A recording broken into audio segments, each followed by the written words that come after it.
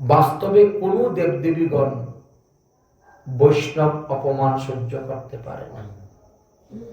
কোনো দেবদেবীগণ বৈষ্ণবের দণ্ডবত প্রণাম গ্রহণ করে না। বুঝেছেন? না দুর্গা, না কালী, না মহাদেব, না গুরুদেব। এত ভাগবতে জড়ভরতের কথা বলছেন। ধ্যানচন্দ্র পদ্ধতি নামে একখানা গ্রন্থ আছে। সেই গ্রন্থতে গোপাল গুরুর জীবনী কথা লেখা আছে। গোপাল গুরু ইনি মহাপ্রভুর সময়ের, আজ থেকে 500 বছর আগের কথা। মহাপ্রভুর সেবা কার্য করতেন গোপাল নামে এক বালক। তাকে গুরু উপাধি দিয়েছিলেন মহাপ্রভু। হ্যাঁ, দিয়েছিলেন। তো মহাপ্রভু অন্তর্ধানের পর গোপাল গুরু তিনিও জগন্নাথপুরী থেকে বৃন্দাবনে চলে আসেন। বৃন্দাবনে এখনো তিনার ভজন কুটির আছে। গোপাল গুরু আশ্রম নামে প্রসিদ্ধ আছে। তো গোপাল গুরুর অনেক শিষ্য ছিল, অনেক শিষ্য ছিলেন। উড়িষ্যায় অনেক শিষ্য ছিলেন।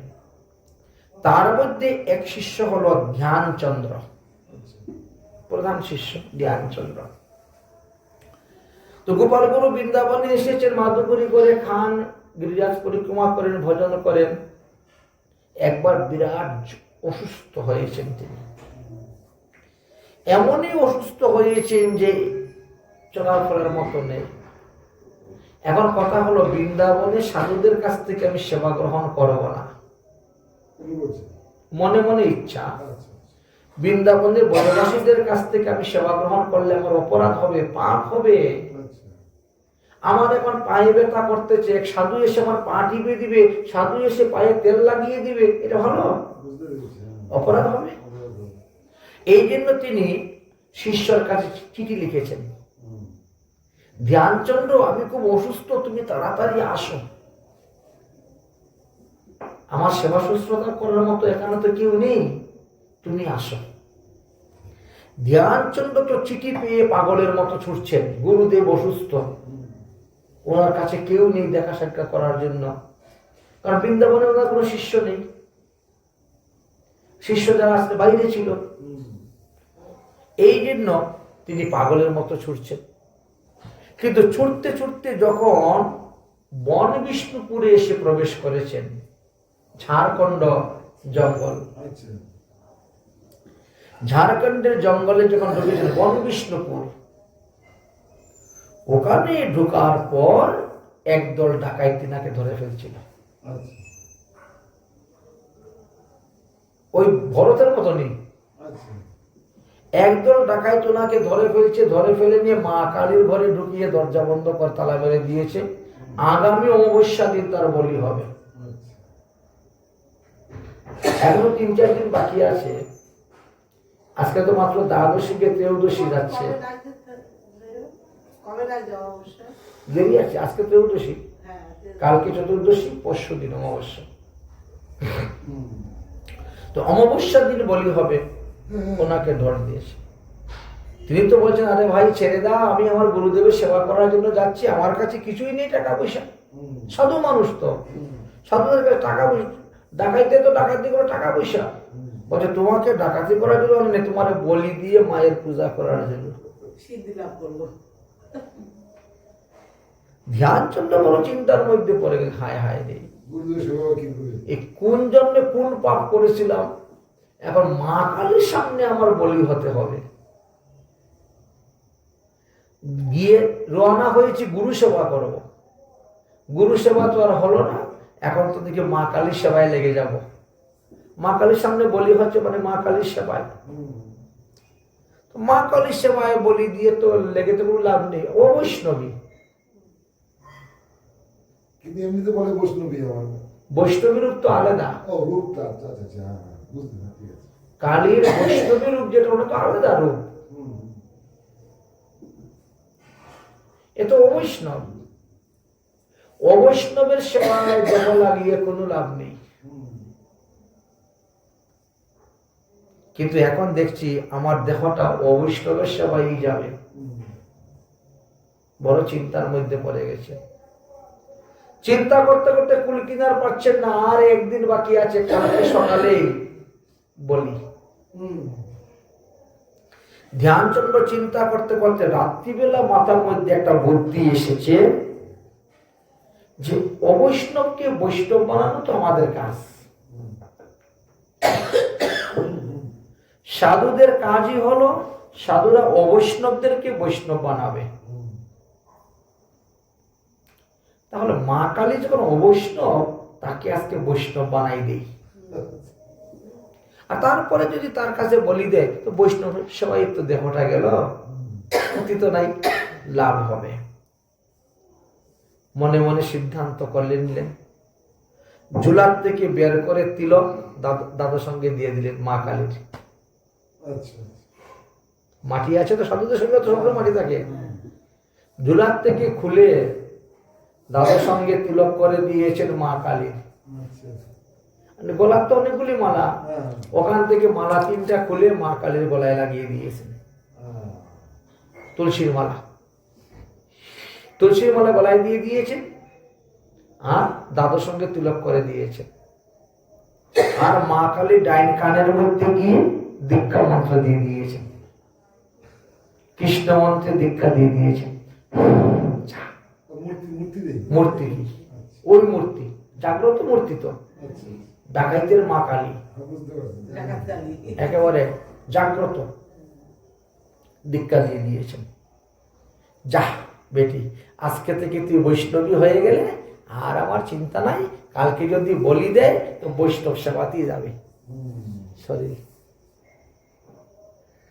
মা কালী তখন ডাকাইতকে স্বপ্ন দেখাচ্ছেন, এই তুই কাকে বলি দেওয়ার জন্য ধরে এনে আমার কাছে বন্দি করে রেখেছিস?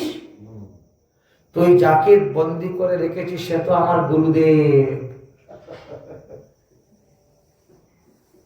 আমার গুরুদেবকে তুই আমার কাছে বলি দিবি? তোর বংশে একজনের প্রদীপ দেওয়ার মতো রাখবো না। যা তাড়াতাড়ি গিয়ে আমার গুরুদেবের চরণে পরে ক্ষমা চা, চেয়ে তাকে বৃন্দাবনে পাঠাবার ব্যবস্থা কর। আমার পরম গুরুদেব অসুস্থ হয়ে আছে। এবার বুঝুন, ডাকাইত তো রাত 3টার সময় স্বপ্ন দেখে ঘুমের থেকে উঠে তাড়াতাড়ি স্নান করে এসে ঠাকুর ঘরে ঢুকেছে। ঢুকে একেবারে লম্বা হয়ে পড়েছে ধ্যানচন্দ্রের চরণে। সাধু বাবা বাঁচাও, আমি জানতাম না আপনি যে আমার মায়ের গুরুদেব। চরণে লম্বা হয়ে পড়ে গেছে। কত অনুনয় বিনয় করে ক্ষমা ভিক্ষা চেয়ে তারপরে তিনাকে বৃন্দাবনে পাঠাবার ব্যবস্থা করে দিয়েছে। এটা 500 বছর আগের কথা। ধ্যানচন্দ্র উনি ওনার জীবনীটা পরে লিখেছিলেন, এই হয়েছে ঘটনা। ঠিক তেমনি ভাবে অদ্বৈত প্রভুর জীবনী তো আছে। অদ্বৈত প্রভুর বাল্য নাম ছিল কমলাক্ষ। অদ্বৈত প্রভু যে যেখানে থাকতেন লাহুর পরগনা, লাহুর পরগনার যে রাজা ছিলেন তার নাম ছিল দিব্য সিংহ।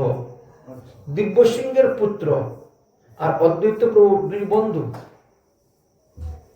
অদ্বৈত প্রভু বললেন মন্ত্রীর ছেলে, আর ও ছিল রাজার ছেলে। তো রাজার ছেলের মন্ত্রী ছিল, বন্ধুত্ব ছিল। কিন্তু রাজা রাজ পরিবারের সময় কালী ভক্ত ছিলেন। 21 হাত লম্বা কালী মূর্তি ছিল তাদের, বিশাল জাগ্রত কালী মূর্তি। অদ্বৈত প্রভুকে অনেক সময় ডেকে নিয়ে যেত, চল আমাদের কালী মূর্তি মন্দিরে খেলা করবো। তো কালী মন্দিরে খেলা করতে গেলে অদ্বৈত প্রভু সর্বদা ওই দেবীর সাজসজ্জা দর্শন করতেন, প্রণাম করতেন না। এই জন্য সবাই ওনাকে বলতো, হরে কৃষ্ণ বলা, তুই মাকে প্রণাম করিস না কেন? তখন বলতেন যে কোনো দেবদেবীরা সাধুদের প্রণাম নেয় না।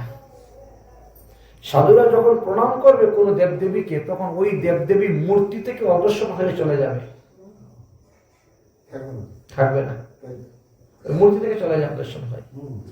দেখো ভাই, তোমাদের মঙ্গলের জন্যই আমি প্রণাম করি না। বলে বাহ, তুই বড় বৈষ্ণব হয়ে গেছিস, তুই প্রণাম করলে আমার মা কালী চলে যাবে। অনেক গালাগালিজ করত। যাই হোক, রাজাও কিন্তু অদ্বৈত প্রভুকে কয়েকবার অনুরোধ করেছেন, তুমি মাকে প্রণাম করো না কেন, প্রণাম করো। বলছেন দেখো, মাকে প্রণাম করলে মা তো থাকবে না, চলে যাবে। রাজার বিশ্বাস হয়নি। তো রাজাকে বিশ্বাস করানোর জন্য অদ্বৈত প্রভু প্রণাম করেছিলেন। অদ্বৈত প্রণাম করার সঙ্গে সঙ্গে মূর্তি পরে ভেঙে টুকরো টুকরো হয়ে গেছিল, টুকরো টুকরো হয়ে গেছিল। তারপরে অদ্বৈত প্রভু বললেন, বাবা চলো, এখানে থাকার দরকার নেই, এখান থেকে দেবী অন্তর্ধান হয়ে গেছেন, এখানে অমঙ্গল আর কত কিছু হতে পারে, চলো আমরা শান্তিপুরে চলে যাই। তবেই তো অদ্বৈত প্রভু বাংলাদেশ থেকে শান্তিপুরে চলে আসলেন। শান্তিপুরে এসে বসবাস শুরু করলেন, বিয়ে করলেন, সংসার করলেন, সবকিছু করলেন। অদ্বৈত প্রভু প্রমাণিত হয় এখানে। শ্রীমদ্ ভাগবত মহাপুরাণে তো জড়ভরতের কথা বলেছেন, কিন্তু এত ভিন্ন আরো দেখা যায়। যাই হোক, মা কালীর হাত থেকে উদ্ধার পেয়ে জড়ভরত যাচ্ছেন, সামনে এসে আরেক বিপদ পড়ে গেছে। সিন্ধু দেশের রাজা রহুগণ, তিনি যাচ্ছেন কপিল ভগবানের কাছে দীক্ষা নেওয়ার জন্য। বিশাল ব্যাপার। যেখানে সেখানে দীক্ষা নিব না, আমি কপিল ভগবানের কাছে দীক্ষা নিতে যাব। চাচ্ছেন আবার পালকিতে চলে। 4 জন লোকে পালকি বহন করতেছে, একজন লোক অসুস্থ হয়ে গেছে, তো 3 জনে তো কখনো পালকি বহন করা যায় না। রাজা রহুগণ আদেশ দিলে, যাও, সামনে যাকে পাবে তাকে ধরে নিয়ে আসো, এটা আমার দেশ, আমার রাজ্য, প্রজা সব আমার। ওই জড়ভরত কি পেয়েছে, এই চল পালকি বহন করতে। কোনো কথা নাই, সোজা পালকি বহন করতে চলে গেছে। কারণ আমি যখন রাজা ছিলাম তখন তো ঘুরায় দুলায় আমিও ঘুরে বেরিয়েছি। আজকে যদি আমি রাজাকে বহন করি তাহলে আমার পূর্ব জন্মের প্রারব্ধ কর্ম নাশ হয়ে যাবে। এই জন্য তিনি পালকি বহন করতে গিয়েছেন। কিন্তু পালকি বহন করলেও লক্ষ্যটা হলো মাটির দিকে, যাতে আমার পায়ের নিচে পড়ে একটা পিপিলিকাও মারা না যায়। যদিও লেখা আছে শাস্ত্রে, আপৎকালে প্রাণী হিংসা করলে পাপ হয় না। আপনার ঘরে একটা সাপ ঢুকে গেছে, আপনি চেষ্টা করা সত্ত্বেও সাপটাকে বের করতে পারছেন না। বলা যায় না কখন কাকে চুবল মারবে, এই মেরে ফেলে নিজের রক্ষার জন্য, নিজের, এতে পাপ হবে না। বুঝেছেন? আপনি বসে আছেন, মশা এসে আপনাকে বারবার কামড় দিচ্ছে, সরিয়ে দিচ্ছেন, আবার এসে কামড়াচ্ছে, সরিয়ে দিচ্ছেন, আবার এসে কামড়াচ্ছে, দেখ মেরে দিলেন, পাপ হবে না। এই কথাটা শ্রীমদ্ ভাগবত মহাপুরাণের 5ম স্কন্ধের 9ম অধ্যায়ের মধ্যে আলোচনা করা আছে। বুঝেছেন? আপৎকাল, এটাকে আপৎকাল বলা হয়। অন্য সময় মারতে নেই, কিন্তু আপৎকালে মারলে দোষ হয় না।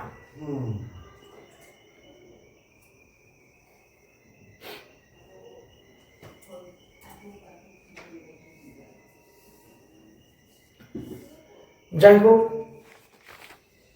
তো পিপিলিকা দেখলে ইনি পা লম্বা করে দিয়ে দেন, আর সমান তালে না হাঁটলে তো মাথার মধ্যে আঘাত পাবে। মাথার মধ্যে আঘাত পাচ্ছে বলে রাজা রঘুগণ রেগে গেলেন। এই তোরা সমান তালে হাঁটছিস না কেন? বলছে নতুন যে লোকটা এনেছি ওই লোকটা ঠিক মতো হাঁটে না। রাজা রঘুগণ তখন তাকে দেখে পরিহাস করছেন। এমনিতে কিন্তু স্থূল শরীর ছিল, দেখতে শুনতে মোটা সোটা, কিন্তু পরিহাস করে, মানে হালকা মানুষ তো দুর্গা পাতলা মানুষ, দুর্বল মানুষ, এই জন্য চলতে পারে না, এইরকম করে, ইত্যাদি ইত্যাদি করে। একবার দুবার তো বেশ পরিহাস করেছেন, জড়বড় কিছু বলছে না। তৃতীয়বার যখন আবার লাভ দিয়েছে, ওই কাঠের আঘাতটা মাথায় লেগে যায় তো, পালকির কাঠ, রাজা তখন রেগে গেছেন। সিন্ধু দেশের রাজা রঘুগণ তখন রেগে গেলেন, তুই জানিস আমি কে? আমি হলাম সিন্ধু দেশের রাজা রঘুগণ। আমি যদি ইচ্ছা করি না, তোকে এখন পিটিয়ে পিঠের ছাল তুলে নিতে পারি। আমি ইচ্ছা করলে তোকে এখন শুলে চড়াতে পারি। আমি ইচ্ছা করলে তোকে এখন প্রাণদণ্ড দিতে পারি। অত ঠিকভাবে হাঁট, ঠিকভাবে হাঁট, না হলে কিন্তু তোর বিপদ আছে। ভরত তখন মনে মনে চিন্তা করছে, বা রাজার এত অহংকার, এত অভিমান, এত অহংকার, এত অভিমান নিয়ে যদি সে কপিল ভগবানের কাছে যায় দীক্ষা নিতে, কপিল ভগবান তো তাকে দীক্ষা দিবে না, বরং আমাকে আরো 2টা গালি দিবে কপিল ভগবান। বুঝেছেন কেন গালি দিবে? বলবেন, এই ভরত, তুই যাকে 7 দিন ধরে কাঁধের মধ্যে করে বইয়ে নিয়ে আসলি, তাকে একটু পাত্র বানাইতে পারলে না? সাধু সন্ত মহাত্মাদের কাজ হইল অপাত্রকে পাত্র বানানো, এটা সাধুদের কাজ। তুই তো জানিস যে সে আমার কাছে দীক্ষা নিতে আসতেছে, তো 7 দিনের মধ্যেও তাকে পাত্র বানাইতে পারলে না, তো আমি দীক্ষা মন্ত্রটা দিব কোথায়? তো আমাকে গালি দিবে। এই জন্য জড়বড় চিন্তা করলো, বাবা তার আগে বরং আমি, নাহলে আমার কি উদ্দেশ্য, সাধুদের বদনাম হবে। এক সাধু দোষ করলে 10 সাধুর বদনাম হয়, তো আমার উদ্দেশ্য সাধুদের বদনাম হইবে, তার থেকে বরং আমি কথা বলি। হে রাজন, আপনি মেরে পিঠের ছাল তুলে নিলেও আমার স্বভাবের পরিবর্তন হবে না। কেন হবে না? কারণ পিটলে পরে কষ্ট পাবে না, সবাই পরিবর্তন হবে না কেন? বলে, আপনি কি আমাকে মারবেন? আমাকে আপনি পাবেন কোথায়? বলে, তুই তো আমার সামনেই আছিস। ওটা তো দেহ। আমি বলতে তো দেহ নয়, আমি বলতে তো আত্মা। তো আপনি আমাকে কোথা থেকে মারবেন? এখন আমি এই দেহে আছি, এর আগে আমি কত কত দেহ ধারণ করেছিলাম। তো আমার আত্মা তো স্বভাবকে বহন করে নিয়ে যায়। আত্মার কাজ হলো পাপ পুণ্য স্বভাবকে বহন করে নিয়ে যাওয়া। যেভাবে বাতাস সুগন্ধ, দুর্গন্ধ, ধুলা, বালি সব উড়িয়ে নিয়ে চলে যায়, তাই না? ঠিক তেমনি ভাবে আমাদের আত্মা, আমাদের স্বভাব, আমাদের চরিত্র, আমাদের পাপ, আমাদের পুণ্য সব বহন করে নিয়ে যায়। বলে, কেমন করে? এটা বুঝতে পারলাম। বলে, বুঝতে পারলাম, এখন যে সন্তানটা জন্মগ্রহণ করেছে, সে কেমন করে জানে মার দুধ কিভাবে খেতে হয়? কে শিখিয়েছে তাকে? সে মানুষের বাচ্চা হোক, আর ছাগলের বাচ্চা হোক, আর কুকুরের বাচ্চা হোক, যে আমি মুখ স্তনের মধ্যে মুখ দিয়ে এইভাবে জিহ্বা দিয়ে টানবো, তবে আমার মুখে দুধ আসবে, আমি খাবো, পেট ভরবো, কে শিখিয়েছে তাকে? তো ওটা তো আগের থেকে স্বভাব। তো জীবাত্মা স্বভাবটাকে বহন করে নিয়ে যাচ্ছে। তো আমার যে জীবাত্মা, আমার যে স্বভাব, এই স্বভাব আপনি পিটলেও পরিবর্তন হবে না। বলে, কেন? তোমাকে মারলে তোমার আঘাত লাগবে না? বলছেন না, জীবাত্মার মধ্যে আঘাত লাগে নাকি? এটা আত্মা। আত্মা তো দেহের ভিতরে আছে, তো দেহকে পিটলে তো আত্মা লাগবে আঘাত। বলছেন না, লাগবে না। রাজা বলছে, লাগবে। এটা কেমন করে? বলছে, লাগবে না। আচ্ছা, মনে করো আমি একটা চুলার মধ্যে আগুন দিলাম, একটা চুলার মধ্যে আগুন দিলাম, চুলার উপরে একটা হাঁড়ি বসালাম, হাঁড়ির ভিতরে কতগুলো জল দিলাম, তার ভিতরে কতগুলো চাল দিলাম। চালে তো আর আগুন দিই নাই, জলেও আগুন দিই নাই, আগুন দিয়েছি হাঁড়ির তলায়। চুলার আগুনের গরমে হাঁড়ি গরম হয়েছে, হাঁড়ির গরমে জল গরম হয়েছে, আর জলের গরমে চাউল সিদ্ধ হয়ে ভাত হয়ে গেছে। তো আত্মা তোমার দেহের যতই ভিতরে থাকুক না কেন, আত্মা তোমার যতই ভিতরে থাকুক না কেন, যখন তোমার বাইরে পিটবো, বেত্রাঘাত করবো, তখন তো আত্মা আঘাত পাইবি। মহারাজ, আপনার ভুল সিদ্ধান্ত। আচ্ছা, আপনি যদি হাড়ির ভিতরে চাউল না দিয়ে কতগুলো লোহা দিয়ে দেন, পাথর দিয়ে দেন, ওগুলো কি গলে যাবে? হ্যাঁ, কেন? তো আপনার সিদ্ধান্তটা ভুল। আপনি চাল দিতে যাচ্ছেন কেন? আপনি কি আত্মাকে চালের মতো মনে করছেন? আত্মার ক্ষয় নাই, বৃদ্ধি নাই, আগুনে পোড়ানো যায় না, অস্ত্রে কাটা যায় না, জলে ভিজানো যায় না, রৌদ্রে শুকানো যায় না। এ তো আমরা ভুল সিদ্ধান্ত সত্যি ছোটবেলা থেকে। আত্মা তুষ্ট, জগৎ তুষ্ট। আত্মার সুখের জন্য আমরা মাছ খাওয়াই, মাংস খাওয়াই, এই খাওয়াই, সেই খাওয়াই, কিন্তু আত্মার আহার তো মাছ মাংস নয়, এটা দেহের আহার। ভুল সিদ্ধান্ত শিখে যাচ্ছি, ভুল সিদ্ধান্ত বলে যাচ্ছি। রাজা তখন বলে, তার দাঁড়াও দাঁড়াও, নামি নামি নামি, এত বিশাল জ্ঞান, দেখে তো মনে হচ্ছে একটা পাগল, জড়, উন্মত্ত, কিন্তু এর মধ্যে এত জ্ঞান আছে। নামাও তো, নামাও। পালকি থেকে নামলেন, হঠাৎ করে দেখেন একখানা পৈতা দেখা যাচ্ছে। আরে, এ তো ব্রাহ্মণ ভালো, এর দিকে শরীরে পৈতা দেখা যাচ্ছে। হা হা হা, কি ভুল করেছি আমি। মহাদেবের ত্রিশূলকেও এত ভয় পাই না, কিন্তু ব্রাহ্মণের অপমান যত ভয় পাই। না জেনে বিশাল ভুল হয়ে গেছে। ব্রাহ্মণের কাজে হয়ে যাচ্ছি আমি কপিল দেবের কাছ থেকে দীক্ষা নেওয়ার জন্য। এই তো বসে গেলেন, শুরু হলো প্রশ্ন আর উত্তর, প্রশ্ন আর উত্তর, প্রশ্ন আর উত্তর। তিনি প্রশ্ন করছেন, উত্তর দিচ্ছেন। এইভাবে করতে করতে করতে করতে ওখানে বসে 6 মাস ওই জায়গাতেই। 6 মাস কথাবার্তা বলতে বলতে বলতে বলতে এমন হইল যে আমি আর কপিল ভগবানের কাছে দীক্ষা নিতে যাব না, আপনি আমাকে দীক্ষা দিয়ে দেন। জড় ভরতের কাছে তখন তিনি দীক্ষা প্রার্থনা করলেন, সংসার অরণ্য বুঝতে পারলেন। সংসার যে অরণ্য, এটা তিনি বুঝতে পারলেন। আর পেরে জড় ভরতের কাছ থেকে তখন দীক্ষা নিয়ে তিনি হরিভজন শুরু করে দিলেন। তো আজকে আমাদের পাঠের বিষয়বস্তু ছিল জড় ভরত পর্যন্ত। আমাদের এই ভারতবর্ষে 3 জন ভরত ছিলেন। একজন হলেন কৈকি কুমার ভরত, দশরথ নন্দন। একজন হলেন ঋষভদেবের পুত্র ভরত। আর আরেকজন পাবো আমরা, দুষ্মন্ত শকুন্তলা থেকে জন্মগ্রহণ করেছেন ভরত। এই 3 ভরতের কথা আলোচনা করা আছে। কেন?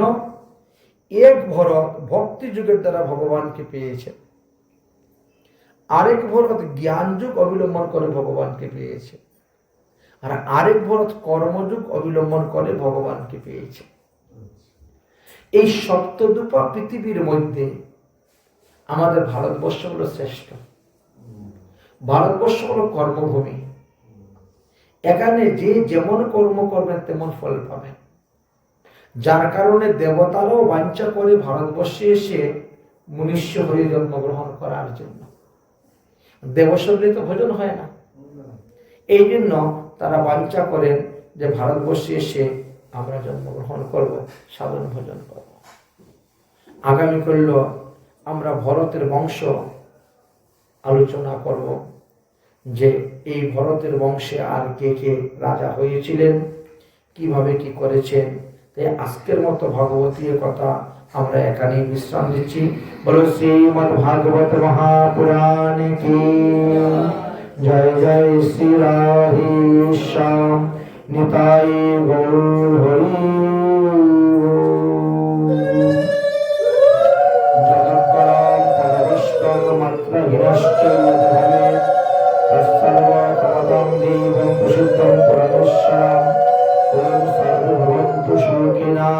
शान्तु निरामया सर्वे भद्राणि पश्यन्तु मा कश्चित् दुःखभाग् भवेत् ॐ शान्तिः ॐ शान्तिः ॐ शान्तिः।